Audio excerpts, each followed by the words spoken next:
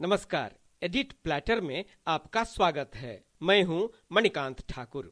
आज पटना के अखबारों की सुर्खियां बनी कुछ खबरों पर चर्चा की शुरुआत पुलिस महकमे के एक समाचार से। प्राय सभी अखबारों ने पहले पन्नों पर छापा है कि पटना के बेऊर पुलिस स्टेशन से जुड़े सभी पुलिसकर्मियों को एक साथ हटा दिया गया है। उनकी जगह दूसरे पुलिसकर्मी तैनात कर दिए गए हैं।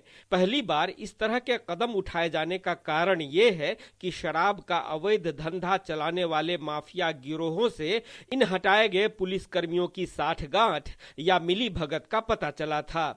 पटना के डीआईजी शालीन का कहना है कि बेऊर थाना क्षेत्र में शराब के अवैध धंधों पर नियंत्रण नहीं हो रहा था, इसलिए वहां काम कर रहे थानेदार से लेकर सिपाही तक सबको लाइन हाजिर कर दिया गया है। स्वाभाविक है कि इस सख्त कदम से राज्य के तमाम पुलिस स्टेशनों को कड़ा संदेश जाएगा।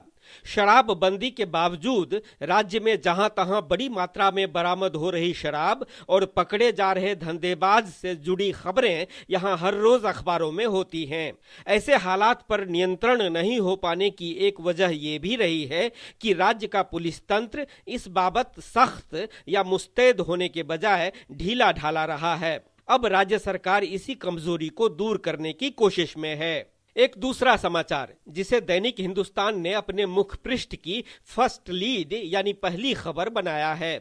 लिखा है, राज्य सरकार द्वारा निर्मित तमाम सड़कों और उनसे जुड़े पुल पुलियों के चौड़ीकरण का निर्णय स्टेट कैबिनेट ने किया है। एक ऐसी कार्य योजना बनी है जिसके तहत स्टेट हाईवे की चौड़ाई कम से कम 7 मीटर और जिला पथ योजना वाली सड़कों की चौड़ाई कम से कम 5 मीटर होगी। साथ ही सभी पुराने पुल पुलियों को सड़कों के अनुकूल नया बनाया जाएगा। सरकारी प्रवक्ता के मुताबिक चूंकि मुख्यमंत्री नीतीश कुमार का ये वादा है कि राज्य के किसी भी कोने से पटना तक पहुंचने के लिए 5 घंटे से ज्यादा का वक्त नहीं लगना चाहिए, इसलिए बड़े पैमाने पर सड़कों में सुधार की योजना बनी है। दूसरी तरफ विपक्ष का आरोप है कि राज्य पथ निर्माण विभाग में व्याप्त भ्रष्टाचार को कम नहीं किया गया तो फिर कमीशन कमाई की वजह से गुणवत्ता में कमी वाली सड़कें बनेंगी और वो साल 2 साल में ही जर्जर हो जाएंगी।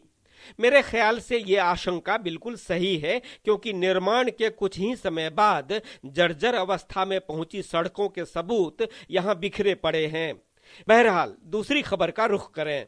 प्रकाश पर्व और मानव श्रृंखला के बड़े आयोजनों से अति उत्साहित होकर मुख्यमंत्री नीतीश कुमार ने एक और बड़े आयोजन का ऐलान किया है। उन्होंने कहा है कि महात्मा गांधी की चंपारण यात्रा के शताब्दी वर्ष समारोह के तहत पूरे साल भर तक राज्य सरकार ऐसे विविध रंगों वाले कार्यक्रम आयोजित करेगी जो ऐतिहासिक और यादगार बन जाएंगे। इसकी तैयारी से संबंधित समाचार अखबारों में अभी से छपने लगे हैं। बताया जा रहा है कि आगामी 10 अप्रैल से यहां समारोहों का सिलसिला शुरू हो जाएगा। इस खबर की खास बात यह भी है कि अगर केंद्र सरकार मदद नहीं करेगी तो राज्य सरकार अपने बूते इस आयोजन का सारा खर्च उठा लेगी।